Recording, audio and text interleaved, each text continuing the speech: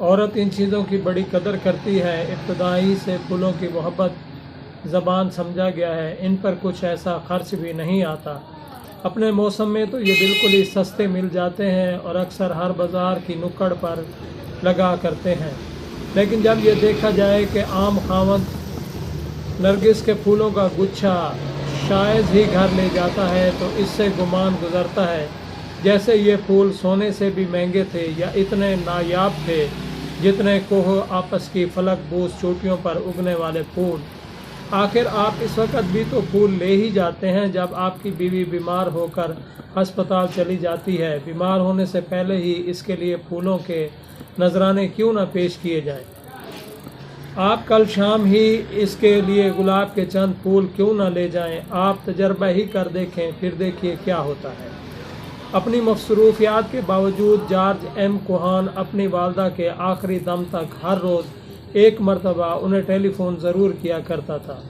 आप सोचते होंगे कि वो हर रोज़ कोई ना कोई चौंका देने वाली खबर सुनाते होंगे। जी नहीं, मामूली तवज्जो की अहमियत ये है कि इससे आपके महबूब को एहसास हो जाता है कि आपको इससे सचमुच मोहब्बत है। आप इसको हर वक्त याद रखते हैं, आप इसे खुश करना चाहते हैं और आपको इसकी खुशी और भलाई बहुत अजीज़ है। आप दिली तौर पर चाहते हैं कि वो खुश व खुर्रम रहे। औरतें यौम पैदाइश और बरसियों को बहुत ज़्यादा अहमियत देती हैं। अगर मर्दों को ख़ास तारीख़ें याद ना हो तो हम ज़िंदगी भर बहुत सी ख़तरनाक गलतियाँ करते हैं। सब तारीखियों से चंद बहुत अहम होती हैं, मसलन 1857 या 1947, लेकिन इनसे अहम तारीखें बीवी की पैदाइश और शादी की तारीखें हैं। मर्द चाहे तो बीवी की पैदाइश का दिन फरामोश कर सकता है, लेकिन शादी की तारीख को भुलाकर इसका गुजारा नहीं हो सकता।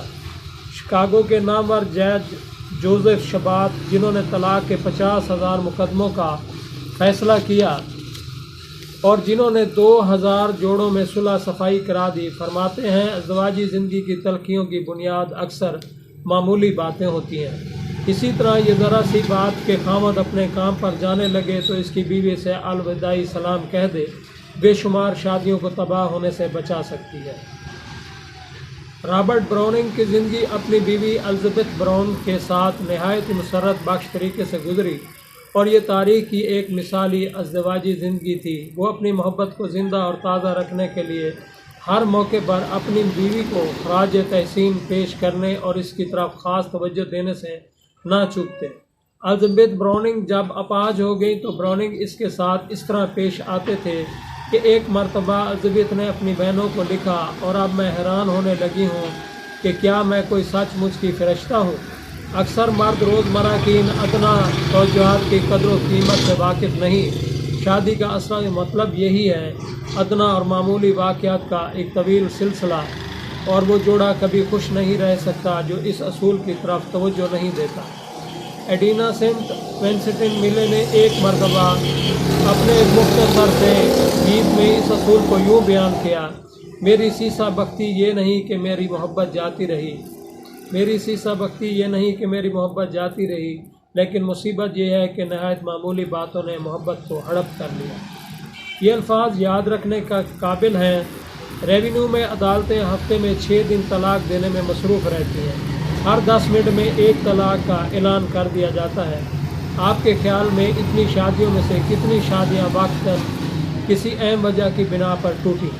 मेरा दावा है कि बहुत ही कम। अगर आप इस अदालत में कुछ दिन रह सकें और तलाक लेने देने वाले मियाँ बीवी के बयान सुने तो आपको एहसास होगा कि वाकई इनकी मोहब्बत को मामूली बातों ने हड़प कर लिया। अपनी जेब से चाकू निकाल कर मुदर्जा झैल अल्फाज को अभी काट लीजिए और अपनी टोपी में या आईने के ऊपर चिस्पा कर लीजिए ताकि रोज़ाना सुबह कंगा करते हुए ये तहरीर आपकी नज़रों से गुज़रे।